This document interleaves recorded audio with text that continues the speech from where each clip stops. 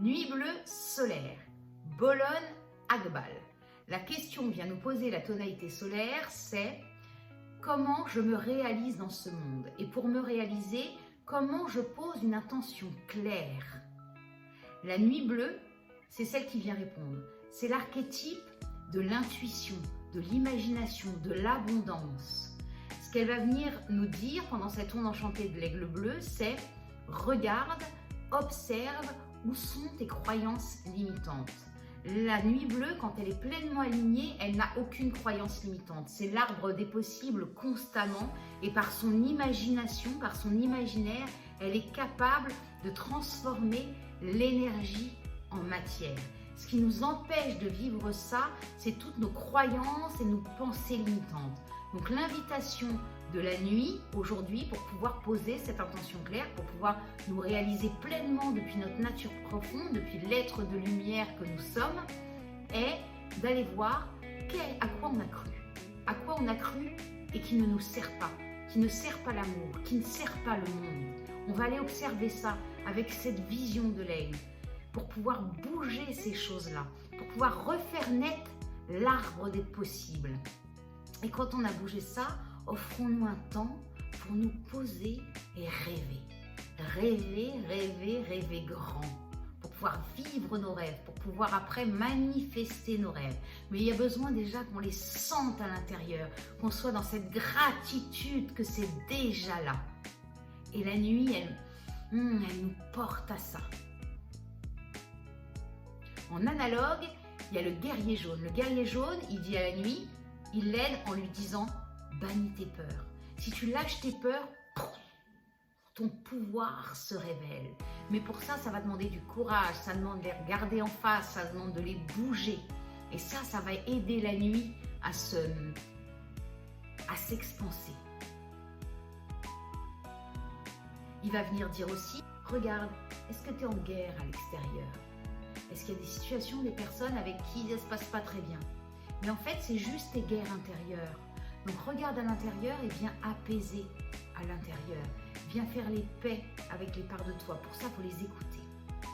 La nuit bleue est guidée aujourd'hui par la tempête bleue.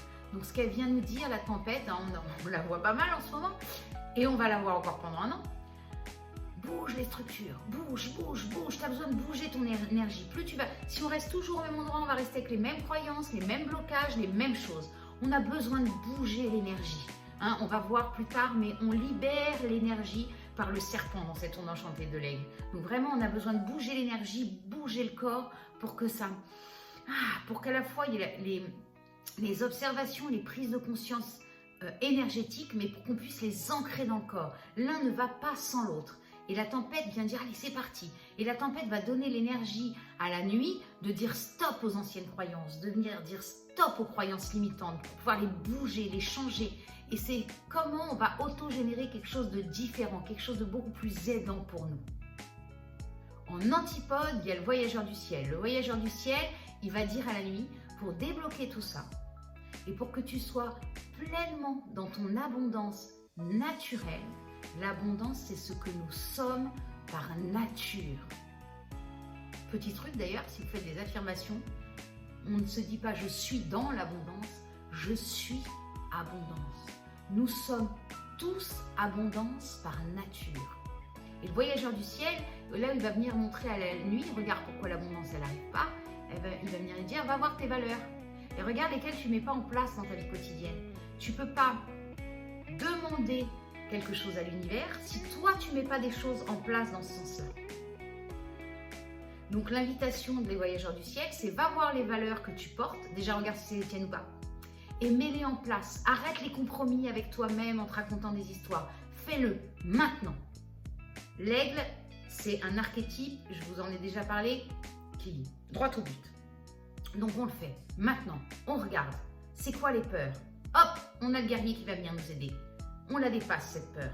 On ose être nous-mêmes. Et ça va aider la nuit à s'expanser et à vivre ses rêves, à poser des intentions claires qui vont permettre de nous réaliser. Et en occulte, il y a le miroir blanc. Le miroir blanc, il va aider nuit, voyageur du ciel, à discerner Qu'est-ce qui est à moi de ce qui n'est pas à moi? Qu'est-ce que je garde? Qu'est-ce que j'enlève?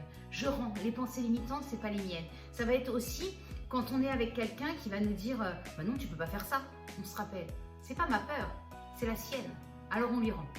La tempête, elle va avoir cette énergie. Ok, je lui rends. C'est pas ma peur. Et on est vigilant aussi avec nous-mêmes. Quand quelqu'un vient nous raconter un projet, une envie, un rêve, aidons-le à le porter, quoi qu'on en pense. Parce que tout ce qu'on va lui dire, c'est nos limites à nous. Alors ça peut nous permettre de nous rendre compte où sont nos pensées limitantes et de pouvoir aller les transformer. C'est en ça que le miroir va aider inconsciemment la nuit bleue. Donc voilà pour cette journée nuit bleue solaire. Si vous avez aimé, vous n'hésitez pas à mettre un pouce, un commentaire, je vous réponds avec grand plaisir et partagez à vos amis si vous aimez cette énergie du synchronomètre Maya. Je vous souhaite une très bonne journée, à bientôt.